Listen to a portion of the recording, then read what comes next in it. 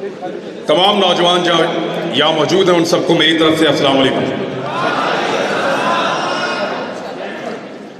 कासिम भाई, आपका सुनने के लिए बहुत शुक्रिया। आपको जल्दी जाना था, लेकिन इसके बावजूद आपने कहा कि पहले आप बात कर लो, और मेरे लिए बड़ा ऑनर है कि मैं आपके सामने बात कर रहा हूँ। यहाँ सारे लोग शऊर वाले बैठे हैं, नौजवान हैं, इनके साथ इनके ख्वाब बंधे हुए हैं। यहां बहुत सारे लोगों ने आपको बहुत सारी चीजें बताई होंगी। इनफरादी हैसियत में आगे कैसे बढ़ना है, आप सबने अपनी अपनी जिंदगी में क्या करना है, ये आप सब बेहतर जानते हैं। मैं इनफरादी मामलात पे बात नहीं करूंगा कि एक आदमी को क्या करना चाहिए, एक नौजवान को अपनी जिंदगी बनाने के लिए क्या करना चाहिए। आप सबका अपना अपना अंदाजा है अपने आप को लेकर। आप सब अपनी काबिलियत को, अपनी हिम्मत को और अपने ख्वाबों को जानते हैं।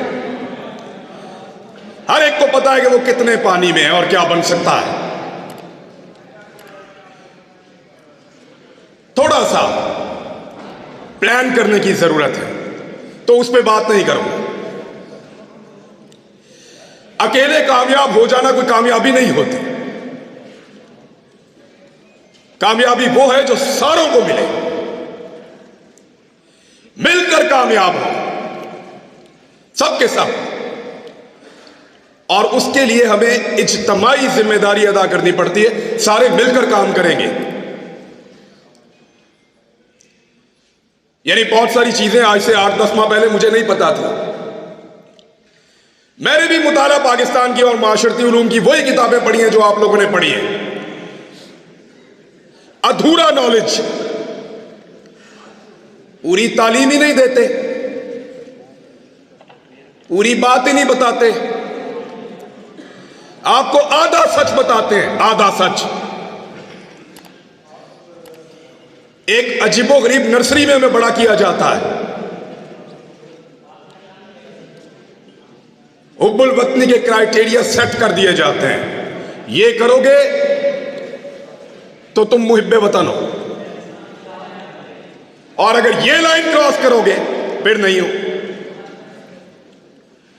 गलत किताबें पढ़ाई, गलत निसाब पढ़ाया, सही और पूरी बात कभी नहीं बताई।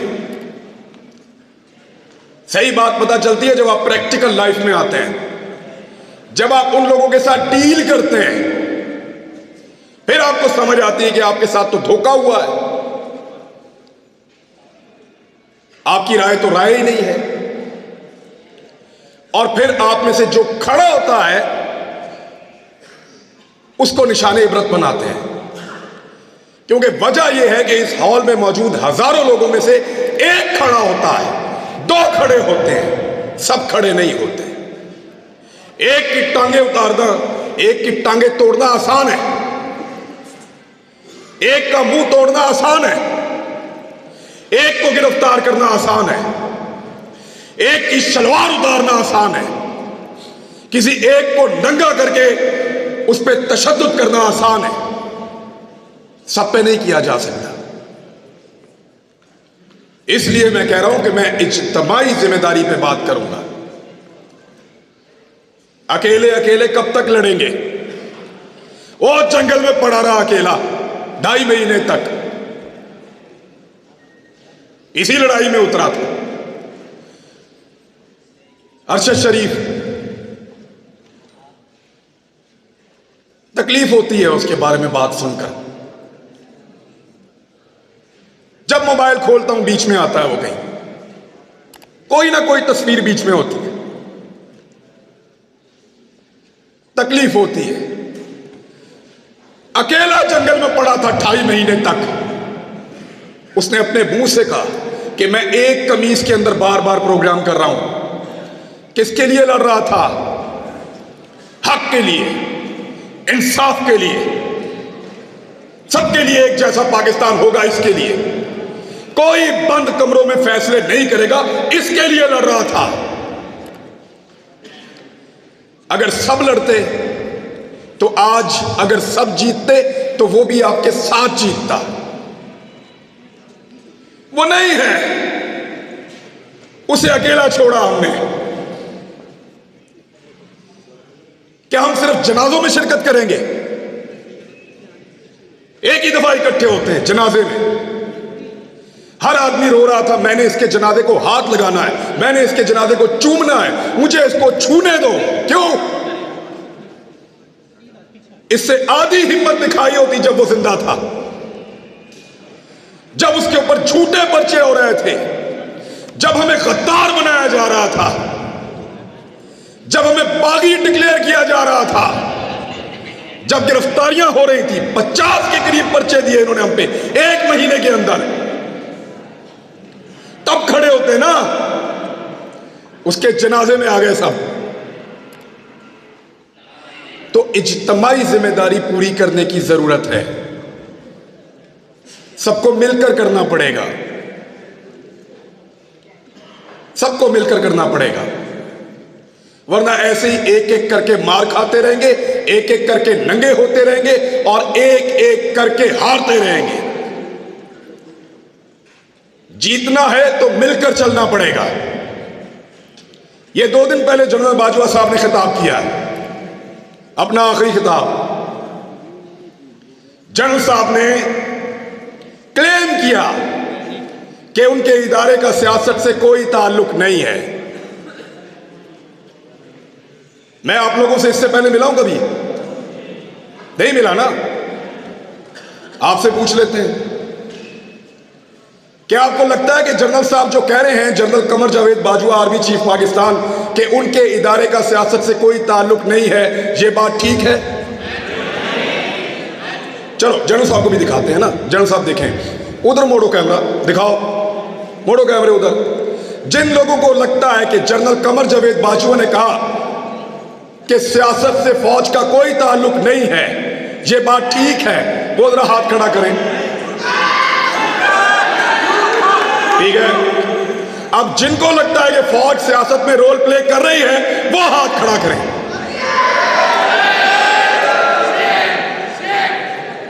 लो जनरल साहब, ये रह गया एतबार आपका। निकलो बाहर, पूछो लोग किसकी इज्जत करते हैं,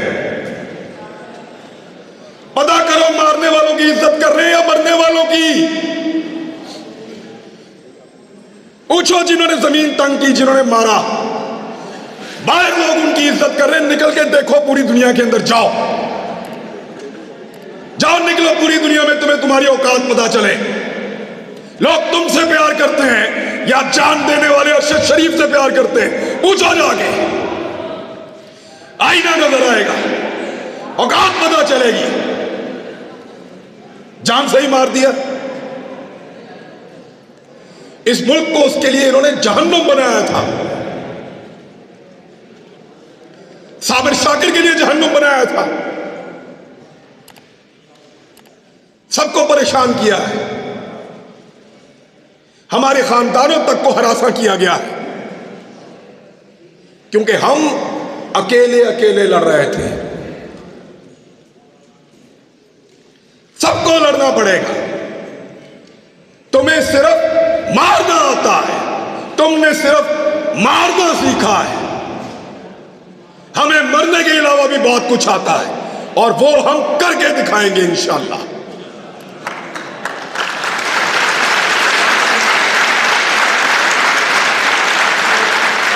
ये नहीं हो सकता कि तुम बंद कमरों के अंदर फैसले करो कि मुझे उसकी शक्ल पसंद नहीं है, वो मेरी बात नहीं सुनता, वो मेरे से ज्यादा मकबूल हो रहा है, वो मेरे मफाद के रास्ते में आ रहा है, वो मुझे ये नहीं दे रहा, वो मेरे कहने के ऊपर ये काम नहीं कर रहा, निकालो इसको, दूसरा लेकर आएंगे। क्यों? तुम्हारे बाप का मुल्क है, हमारा पाकिस्तान।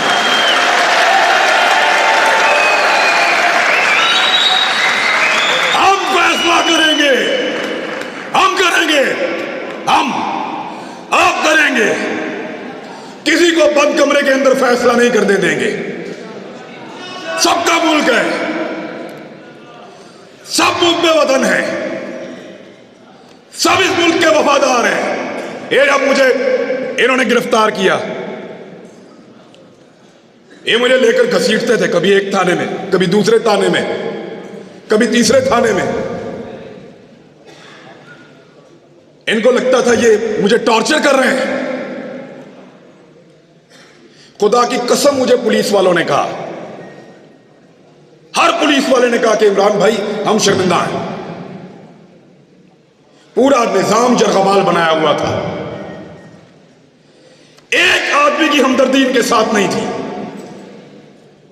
मैंने खुद देखा है, कोई आदमी सामने आकर कहता था, कोई छुप कर आकर कहता था, लेकिन सारे कहते थे तेरे साथ ज्यादती हो रही है। लेकिन जिस दिन सब मिलकर कहेंगे, आदम सवाती ने अकेले बुजुर्ग आदमी ने तमीज सिखा दी ना। आज देखा आपने, पहले उसको रात के अंधेरे में गिरफ्तार किया, रात को आए चोरों की तरह, डाकुओं की तरह, उसकी फैमिली के सामने उसको मारा, टॉर्चर किया, जलील किया, ले जाकर कपड़े उतारे, वीडियो बनाई और उसको रुसवा किया। थोड़े दिन पहले की बात है, 1.5 महीना हुआ मेरे ख्याल में। आज आदम सवाती फिर गिरफ्तार हुआ है, लेकिन कैसे हुआ? सुबह मजिस्ट्रेट साहब आए, दरवाजा खटखटाया, आदम सवाती साहब घर में हैं? जी हैं, बाहर बुला लीजिए। आदम सवाती साहब बाहर आते हैं और उनको वारंट दिखाया कि हुजूर आपके खिलाफ कानूनी चाराजोई हुई है, ये वारंट मौजूद है, आपकी गिरफ्तारी करना चाहते हैं। बड़े ना बंदे दे पुत्र, एक आदमी तमीज सिखा रहा है। सोचो,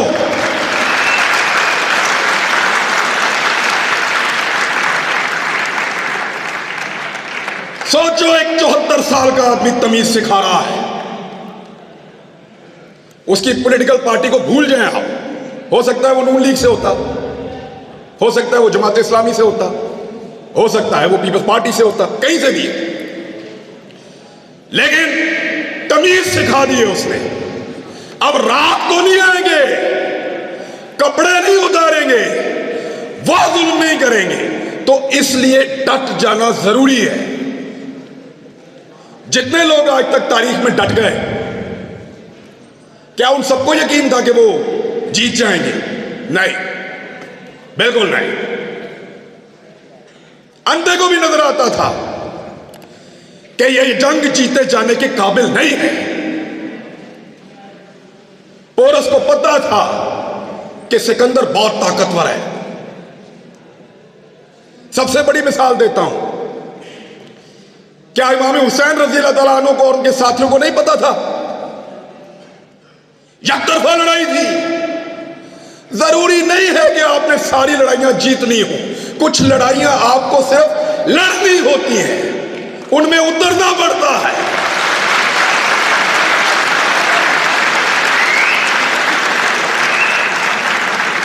लड़ाई जीतने से मकसद नहीं है, लड़ाई लड़ने वालों में अपना नाम लिखाओ।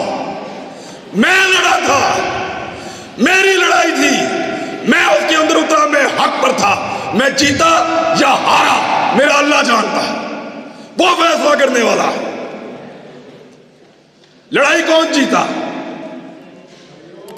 इमाम हुसैन जीते या यजीद जीता? सबका इत्तेफाक है इस बात पे। तो फिर लड़ाई लड़ना सीखो, लेकिन इज्तिमाई फायदे के लिए। सर को नीचे फेंक देना, मसलहत के तहत चुप हो जाना, इसको हमारे यहां पे लोग अक्लमंदी कहते हैं। अक्लमंदी नहीं है, बुज़दिली है। मैं भी बुज़दिल था जब तक मुझे नहीं पता था। जब समझ आई तो मैं लड़ाई में आ गया। मुझे नहीं पता कल क्या होगा, इसका अंजाम क्या होगा। ये जो रिजीम चेंज ऑपरेशन हुआ पाकिस्तान में, सारे के सारे इसके बेनिफिशियरी हैं। जिन्होंने किया उनके केस खत्म हो गए। जिसके खिलाफ हुआ, जब मर्जी इलेक्शन कराओ जीत जाएगा। यानी इमरान खान को भी फायदा, शहबाज शरीफ को भी फायदा, जो करने वाले उनका भी फायदा। सब कुछ ना कुछ लेकर गए। नुकसान किसका हुआ? हमारा हुआ है। हमारा एक आदमी कम हो गया है। अगर दोबारा लड़ाई होगी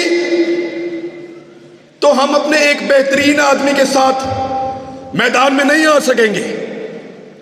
हमारा एक आदमी कम हुआ, अरशद शरीफ।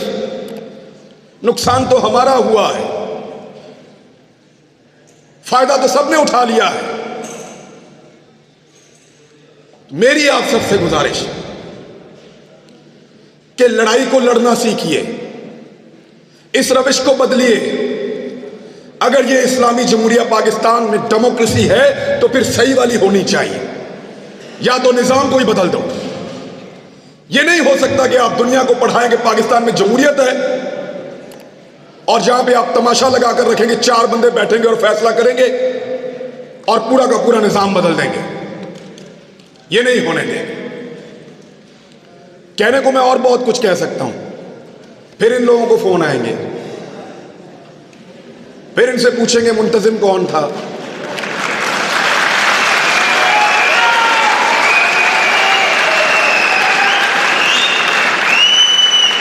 प्रोग्राम किसने करवाया, नौजवान कहां से आए थे, कोई कलदम तंजीम के बंदे तो नहीं थे। यानी फिर इस तरह के सवालात होंगे और हुए हैं। हम अपने दोस्तों और रिश्तेदारों से मिलने नहीं जा रहे।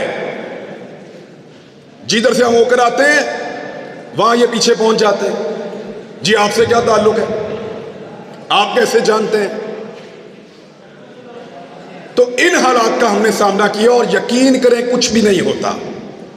थोड़ा सा मार सकते हैं, थोड़ा सा नंगा कर सकते हैं या जान ले सकते हैं, कुछ भी नहीं होता। मैंने अरशद शरीफ का जनाजा देखा है, इन हाथों से उसकी मैयत लेकर आया था मैं।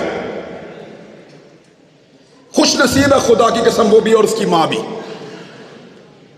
अरशद शरीफ को मारने के बाद इन्होंने अगर कोई मौत का डर भी था ना, वो भी निकाल दिया है। मारो सबको।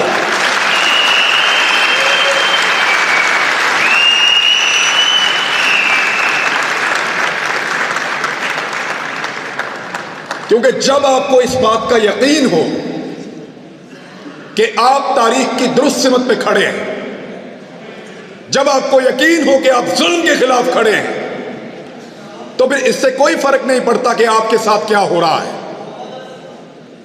मैं ये पहली दफा गिरफ्तार नहीं हुआ। एक छोटी सी चीज आपको बताता हूं, मैं पहले भी गिरफ्तार हुआ हूं मैं, लेकिन पहले मेरा दिल ही नहीं लगता था।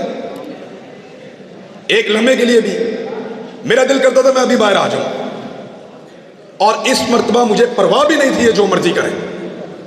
जब आप किसी कॉज के साथ खड़े होते हैं, जब आपको लगता है कि आप जुल्म और जबर के खिलाफ खड़े हैं, तो फिर अल्लाह ताला भी आपको हौसला देता है, आपको इस्तकामत देता है और आपको सब्र देता है। मैंने सीखा इन दिनों में ये सारा कुछ। मेरे ख्याल में इतनी बात बहुत है। थैंक यू वेरी मच जी, बहुत शुक्रिया आपका। मेरे साथ सब लोग मिलकर